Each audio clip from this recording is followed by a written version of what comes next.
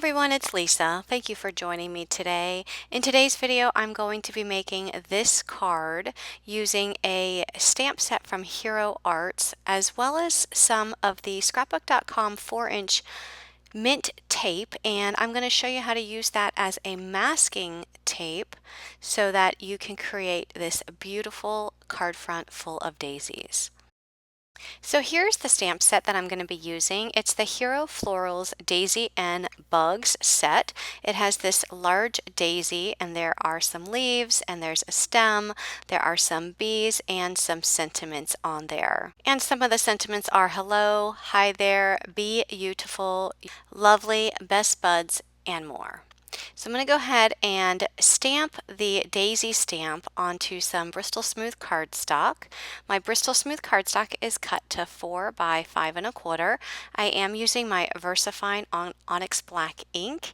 I like that ink because it gives me a very dark black impression when stamped. So I'm just going to stamp it here in the lower left hand corner of my cardstock. And I chose to use the Bristol Smooth because I'm going to do some watercoloring using my Zig water-based markers. This ink is a little bit slow to dry, so I'm going to go ahead and take my heat gun to dry that because I definitely don't want to smear that ink. So here's a look at the scrapbook.com 4-inch mint tape. This size is brand new to scrapbook.com. They do have a 1-inch size, and this tape is very low tack. It's perfect for holding down your dies when die cutting. It's also perfect for holding down your stencils when you're doing some ink blending, and it does not rip your paper. As I mentioned earlier, it is very low tack. So I'm just taking this 4-inch mint tape, I'm putting it on a piece of cardstock, just plain white cardstock. I'm going to create a mask. So here I'm going to take my daisy stamp and stamp it right onto that tape. Now you don't have to put the tape on the cardstock to create the mask. You can simply just stamp on your stamp onto the tape, but the advantage of putting it on the actual cardstock is that when you're cutting it out, when you're fussy cutting the stamp, you don't have that sticky back that you're holding onto. So I'm going to go ahead and fussy cut this out. I'm going to show you here 2 pairs of scissors that are new to scrapbook.com. The smaller one are the 4-inch scissors and the larger one are the 5-inch scissors. The 4-inch scissors are what I'm going to use for this detail cutting, so it's easy for me to get these little small blades into these small fine areas of this stamp in order to do some fussy cutting.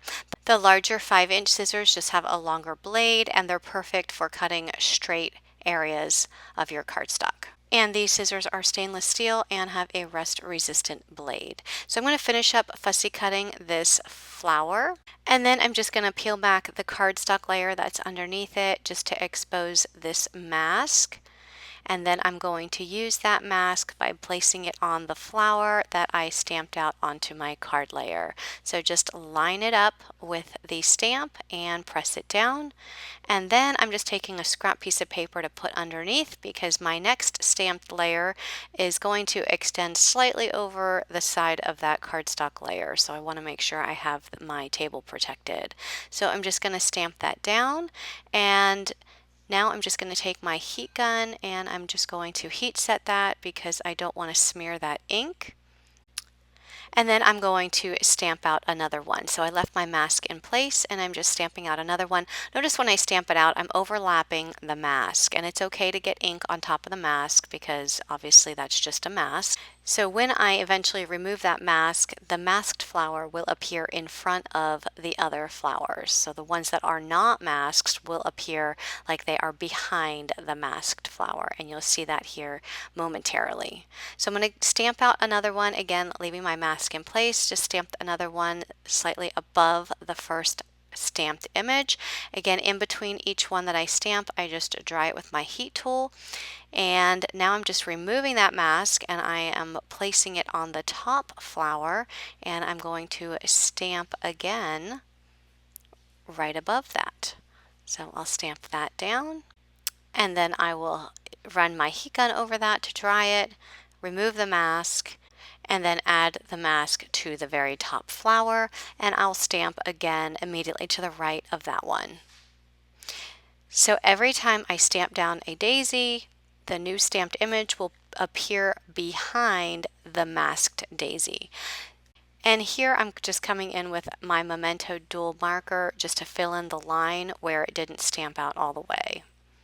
So now I'm just going to stamp out the word hello. This is one of the sentiments in the stamp set, and I'm just going to do that in the white area. So I need to create some more masked flowers. So I'm taking my mint tape and I'm just stamping out a couple more flowers directly onto the mint tape.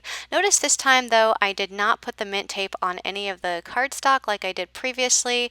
So here's just an example of how you can just stamp directly on the mint tape, but keep in mind that when you start doing your fussy cutting, it might be a little bit sticky for you to hold. So just whatever your preference is, if you'd rather have it on the cardstock or if it doesn't bother you that it's sticky in the back. It's a very low tack stick, so it really is not a big deal just holding it so that the tape is exposed in the back. I also want to mention that when you do create your masks, I suggest that you use your heat tool and dry the ink on the mint tape, just because when you start handling it, the ink may smear if you're using the same ink that I'm using. So here's the 1-inch mint tape. I'm just taking some of it and just putting it there on my glass mat to hold down my card layer. And I'm going to go ahead and put some of these flower masks on top of the flower stamps on my card layer because I am going to do some ink blending around the flowers. So when doing some ink blending around those images, you definitely want to have those masks to protect your stamp image. I'm using the Peacock Feathers Distress Oxide ink, and I'm just inking around the white area of those flowers. So I'm going to come down into the white area where it says hello. I'm not going to cover that up completely. I still want to have some white area inside that word hello. So I'm just coming down just a little bit. I'll just kind of make like a little oval shape, do the best I can with an oval shape around that word, and you'll see as I progress in my ink blending. So here I just removed one of the masks from the top flower and I'm putting it there at the bottom because I need to move on down and get some of this white covered up, and then I'll remove another mask from the top and place it there on the bottom right, and I'll get this bottom area of my card layer. And then I'll also do some of the white area above those flowers where the word hello is, but not fully enclose the word hello. Okay, so now I'm coming in with some of my scrapbook.com Lagoon Blue ink. It's a little bit of a darker ink, and I'm just coming in with a finger dauber, which is a much smaller ink pad, and I'm just putting some of the darker ink just along the edges of those flowers, just so it goes from dark and expands out to light. And then I'm just going to blend that out with the Peacock Feathers. And then I'm going to take the mint tape and I'm just going to cut with some scissors just to create a little mask to cover the word hello. I want to cover that up because I'm going to splash some black acrylic paint on the top of this background. Notice that all of my flowers have a mask over top of them, and the reason being is because once I splash this acrylic paint, I don't want it to go over top of any of the flowers. So I just put some acrylic paint on top of my glass mat and I'm spritzing it with water. I don't want it too thick because I don't want clumps of black ink when I flick it onto my card layer. I just want it very thin. So I'm going to go ahead and just take my paintbrush, rub it in the ink, and use my finger just to kind of splash it there on that card layer. And you can see just it puts some nice texture and interest in the background of those flowers. And you'll really be able to see how this looks once I remove all of those masks. Now I am going to take my heat tool and I'm going to heat set that because the paint is wet. So I'll heat set that, and once it's dry, I will remove all of the masks from that card layer. And then all of this ink is very easy just to clean up from your glass mat just by using some water. So here is where the magic shows, and you can see when I'm removing these masks just how pretty that is. Isn't that beautiful? You can actually leave that how it is with the black and white, or you can color it in. And I'm going to go ahead and color this in. I'm going to show you the coloring of one flower because all of the flowers will be the same. And I'm using my Zig Clean Color Real Brush pens. I'm putting some of the peach pink right in the center, and then just taking my blender and just blending out to the edge of the petal. Now, if you don't have the blender marker, you can always use a water brush or a paintbrush dipped in water, and it will do the same thing. But I just chose to use the blender, and notice that it just puts the darker in the middle, and then it just extends out the lighter pink all the way to the petal, which provides a nice gradient. And then some of the petals in the background, I'm just coloring up with the darker pink, just because they're behind the top petals, which there's more shadow on those, so I chose to make them a little bit darker. So I'm going to do that for all of my petals, and then I'm going to move on to the center. And for the center of the flower, I'm using 3 colors. I'm using my lemon yellow to color the whole thing.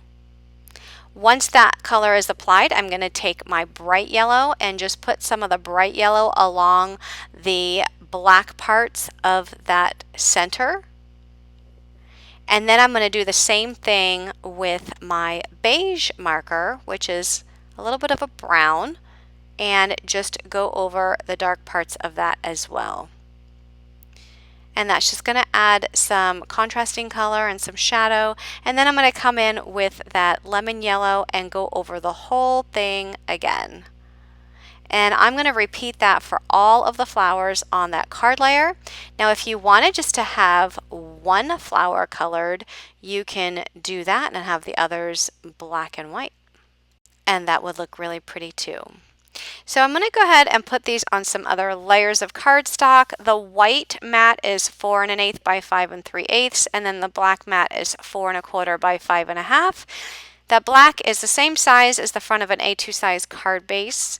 So once I add the white and then the black, I'm going to put that entire card front on an A2 size white card base. And again, that's 4 1/4 by 5 1/2. I'm going to take my sequins out, and I found these pink sequins, although I'm not going to use the pink ones. There are some iridescent ones within that pink sequin mix, and I'm just going to pull those out, and I'm just going to place them on my card front where I want them, and then I'll eventually glue them down. The sequin mix that I'm using is 28 Lilac Lane. It's their premium sequins Think Pink, and there are a few left right now on scrapbook.com's website. So I'm going to go ahead and glue these down, and then the last thing I'm going to do is just apply some of my Spectrum Sparkle Clear Overlay glitter pen to these flowers, just to put some glitter and make those shine. Now, I do need to mention that because I used my Zig Clean Color Real Brush pens to color these up, using that clear glitter pen, it will reactivate those markers because they are water-based, so that ink will be reactivated. Now, another thing you can do with these glitter pens, instead of using the blender or a water brush to blend out that pink on those petals, you can always lay down the pink first and then take your Spectrum Sparkle marker and use that as your water brush to blend the color out, and it would also add some glitter. So that's just an idea. Okay, so here's my completed card. If you liked this video, please give it a thumbs up, and I will have all of the products linked down in the description box below in case you're interested. And be sure to subscribe for more card making inspiration. Thanks for watching, and have a great day, everyone. Bye-bye.